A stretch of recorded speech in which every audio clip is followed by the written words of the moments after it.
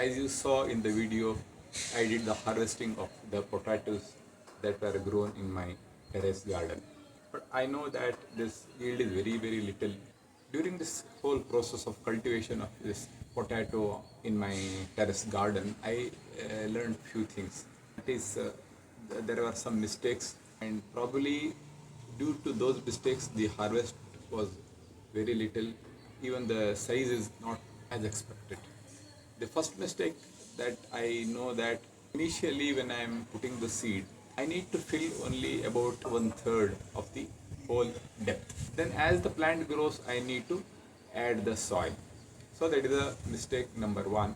Actually, I filled in initial stage itself, I filled to the maximum in the grow bag. The second one was I used to give water every day.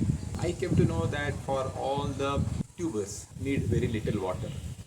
So that was the mistake number two. So what I have planned to do is I correct myself and grow the potatoes once again and see that I'll get maximum yield. Let me try. Thanks for watching this video.